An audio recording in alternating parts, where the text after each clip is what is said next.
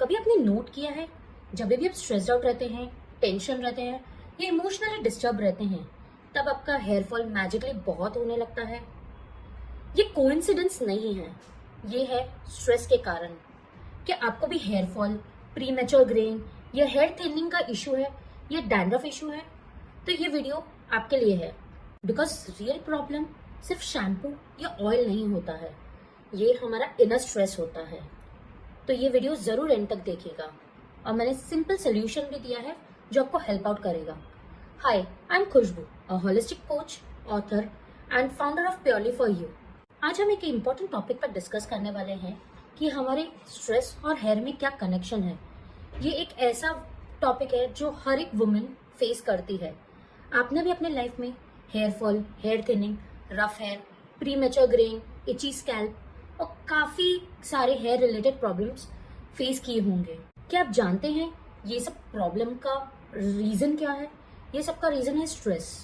आप सोच रहे होंगे कि स्ट्रेस कैसे रीजन हो सकता है। आपने अगर मेरा पुराना वीडियो देखा रहेगा तो मैंने उसका कनेक्शन बताया है कि लाइक स्किन और स्ट्रेस का क्या कनेक्शन है।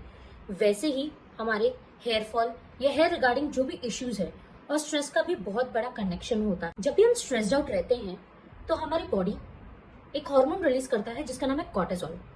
कॉर्टिसोल एक ऐसा हार्मोन है जो हमारे बॉडी को अलर्ट मोड पे डालता है और ये हर रोज का स्ट्रेस हमारे स्कैल्प और फॉलिकल को वीक करने लगता है।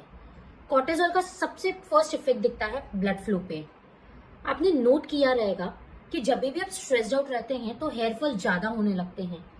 इसका रीजन है कॉर्टिसोल। कॉर्टिसोल हमारे ब्लड सर्कुलेशन को हमारे स्कैल्प तक पहुंचने नहीं देता प्रॉपर्ली, जिससे हमारे न्यूट्रिएंट्स कम होते हैं।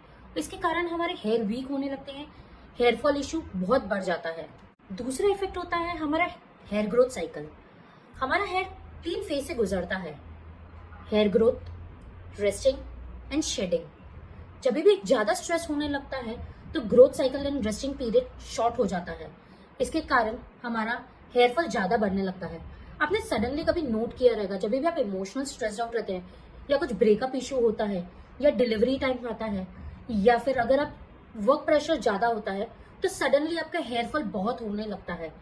ये रीजन है स्ट्रेस, बिकॉज स्ट्रेस हमारे ग्रोथ एंड रेस्टिंग पीरियड को शॉर्ट कर देता है। और तीसरा इम्पैक्ट होता है इन्फ्लेमेशन। स्ट्रेस के कारण इन्फ्लेमेशन बढ़ जाता है हमारे स्कैल्प में। इसके कारण हमें dandruff issue, itchy scalp, premature greying hair और इवन हमारे स्कैल्प काफी सेंसिटिव होने लगता है। प्रीमेच्योर ग्रेइंग हेयर भी काफी कॉमन इशू है। अगर आपने नोट किया रहेगा, जब भी आप स्ट्रेस्ड आउट रहते हैं तो हमारा हेयर प्रीमेच्योर ग्रे होना चालू होता है, बिकॉज स्ट्रेस हमारे बालों के कलर को भी इफेक्ट करता है। बट आप सोच रहे रहेंगे इसका क्या सोल्यूशन है? क्या कॉर्टिसोल को कंट्रोल किया जा सकता है? क्या हमारे हेयर के रिगार्डिंग जो भी इशू है उसको सॉल्व किया जा सकता है? तो इसके भी सिंपल स्टेप्स हैं। सबसे पहला सोल्यूशन है काम माइंड। हमारे माइंड को रिलैक्स करना सबसे इम्पोर्टेंट है। इसके लिए आप ब्रीदिंग एक्सरसाइज भी कर सकते हैं। जब भी आप इनहेल करें 5 काउंट कीजिए, होल्ड कीजिए 5 काउंट करके एंड एक्सहेल कीजिए 5 काउंट करके। दिन में कम से 2 से 3 बार ये जरूरी है। या जब भी आप स्ट्रेस्ड आउट रहे तो ब्रीदिंग एक्सरसाइज जरूर कीजिए, इससे हमारा कॉर्टिसोल लेवल कम होने लगता है। सेकेंड टिप है ऑयल मसाज या स्कैल्प को रिलैक्स करना। ऑयल हमारे ब्लड सर्कुलेशन को फ्लो करने में भी हेल्प आउट करता है।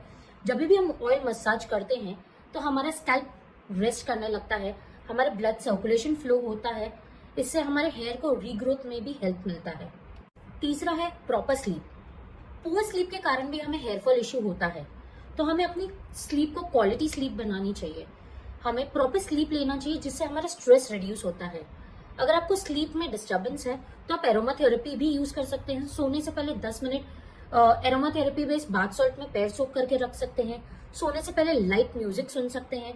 इवन हमारी जो लाइट्स है उसको डीम करके सोइए, तो आपको क्वालिटी स्लीप मिलेगी, जिससे आपका स्ट्रेस कम होगा, इवन हेयर फॉल कम होगा। चौथा है न्यूट्रिएंट्स। जब भी हम स्ट्रेस्ड आउट रहते हैं तो हमारे बॉडी में आयरन, प्रोटीन, विटामिन B12 ये जल्दी कंज्यूम हो जाता है। इससे हमारे स्कैल्प वीक होने लगता है, हेयर फॉल बढ़ने लगता है। तो सिंपल सोल्यूशन है, आप जब भी खाएं तो माइंडफुल ईटिंग कीजिए। आप अपनी डाइट में nuts, fruit, green vegetables, healthy fats ये सब इंक्रीज कीजिए, जिससे आपके स्कैल्प और आपके बॉडी में प्रॉपर न्यूट्रिएंट्स मिलेगा। और ये लास्ट मैसेज सिर्फ आपके लिए। आप इमोशनली स्ट्रेस्ड आउट हो या इमोशनल ब्रेकडाउन हो तो प्लीज आप अपने आप को ब्लेम मत कीजिए। स्ट्रेस से हेयर फॉल नॉर्मल है, बट स्मॉल चेंजेस या स्मॉल हैबिट में बदलाव लाने के कारण आपकी काफी चीजें सॉल्व हो सकती हैं। And hair fall is natural, ये स्ट्रेस के कारण होता है, बट एक छोटे से चेंज से आप अपने लाइफ में काफी चेंजेस लेके आ सकती हो। You are strong, you are beautiful. अगर आपको ये वीडियो हेल्पफुल लगा हो तो प्लीज अपने फ्रेंड्स में शेयर कीजिए, लाइक सब्सक्राइब भी कीजिए, ताकि हमें भी मोटिवेशन मिले और ऐसे वीडियोस लेके आने के लिए। अगर आप हेयर के रिगार्डिंग या स्किन के रिगार्डिंग कोई भी प्रोडक्ट्स देख रहे हैं जो नेचुरल ऑर्गेनिक है, तो आप हमें कनेक्ट कर सकते हैं। मैंने डिस्क्रिप्शन में लिंक्स भी डाले हुए हैं, और आप मेरे बुक भी चेक कर सकते हैं जो स्किन के रिगार्डिंग है कि कैसे आपकी बॉडी आपकी स्किन को अफेक्ट करती है। सो आप अपने ही खुद के डॉक्टर बन सकते हैं। आपको केमिकल की नहीं, आपको नेचुरल ट्रीटमेंट की जरूरत है, नेचुरल सोल्यूशन की जरूरत है। Thank you.